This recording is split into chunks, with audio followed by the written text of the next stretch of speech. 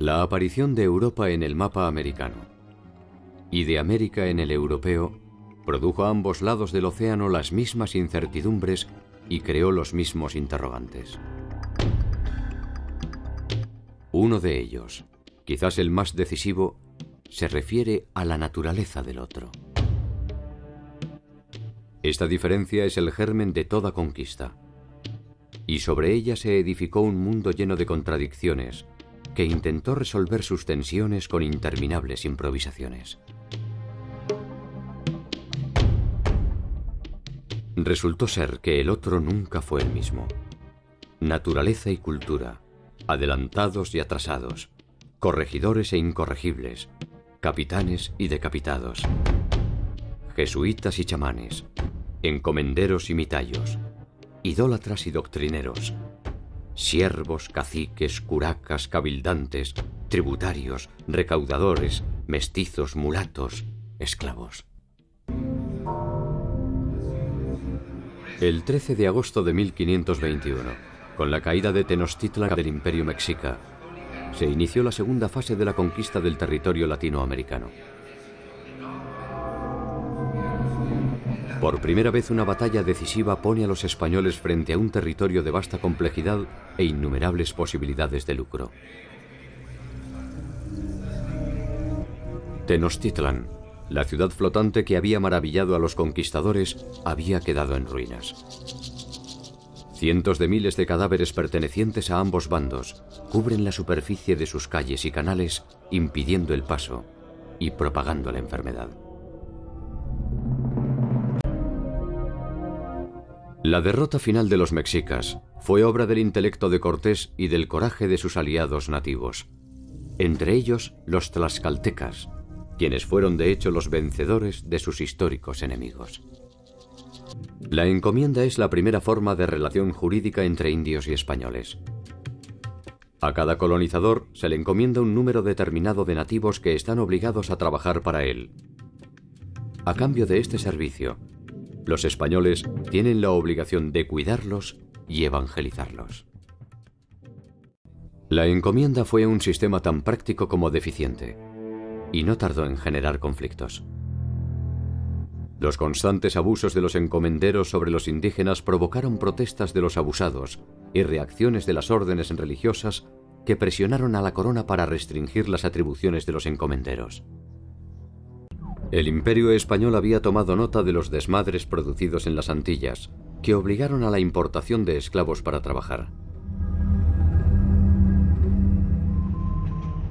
En tierra firme se intentó entonces establecer un sistema de recaudación que se basaba en las estructuras productivas preexistentes. El calpulli en México y el ayllu en el mundo andino. El territorio era una hoja en blanco sobre la que se podía trazar una cuadrícula perfecta. Cada uno de los solares, rigurosamente divididos por los conquistadores, eran entregados a los principales encomenderos que iniciarían así su lento y persistente camino hacia la formación de una nueva aristocracia.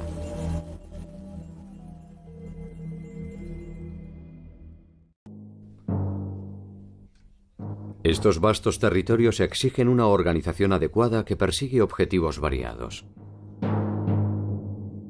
Desarticular las costumbres nativas, optimizar la recaudación y concentrar a sus habitantes para evitar rebeliones y resistencias.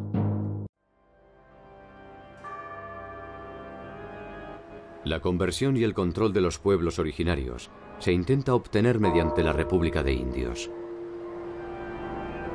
Una concentración de indígenas que intenta funcionar como un espejo de la sociedad española, recreando sus mismas instituciones y ofreciendo un espacio en el que la Iglesia podía perseguir, sin contaminación, su utopía cristiana.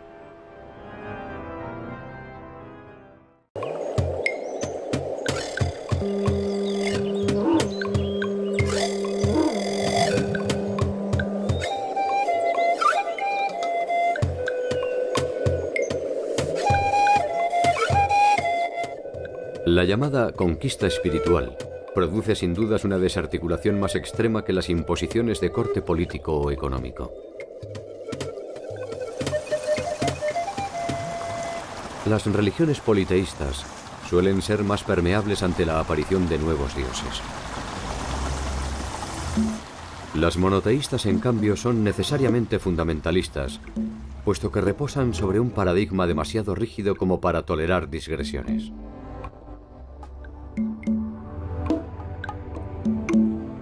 Podría decirse que la ciega voluntad puesta en el proceso de la evangelización responde más a una confirmación de la fe propia que un cuestionamiento de la ajena.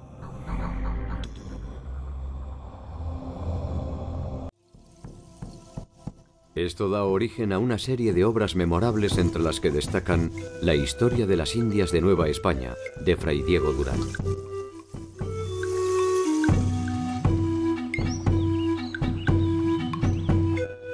Y La historia general de las cosas de la Nueva España, de Fray Bernardino de Sahagún. Gracias a estas obras es posible conocer gran parte de la cultura, las creencias y las formas de organización de los pueblos originarios.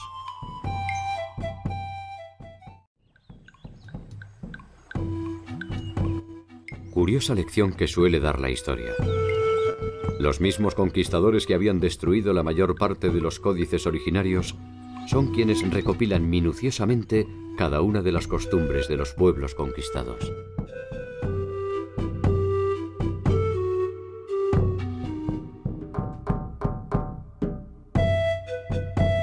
Tanto Sahagún como Durán persiguen objetivos específicos: entender para destruir. Sin embargo, en ocasiones sus crónicas se abandonan a una contemplación que ofrece una visión distintiva de los vencidos.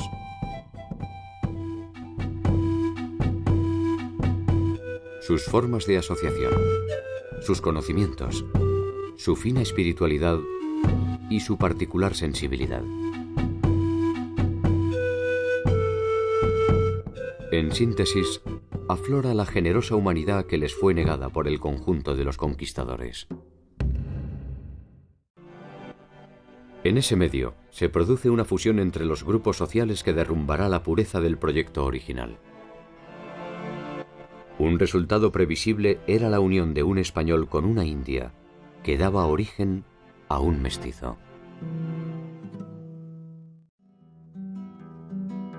Poco tiempo después, la condición de mestizo resulta insuficiente para clasificar al conjunto de la sociedad.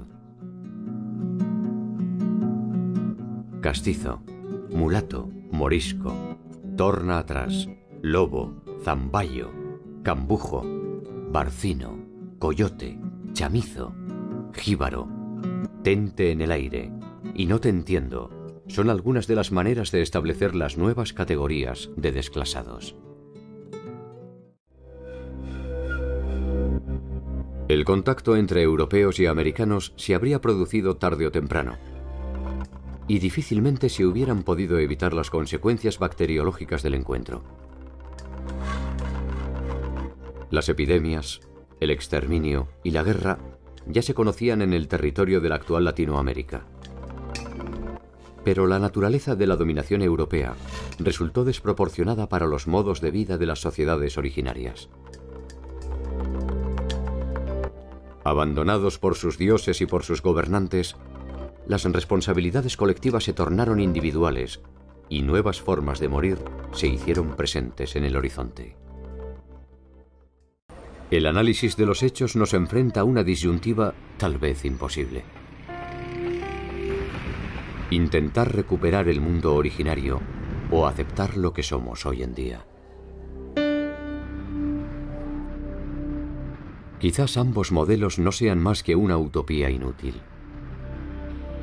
Quizás solo seamos testigos mudos de un devenir irreversible, que no es más que el saldo resultante entre nuestras voluntades y nuestras omisiones.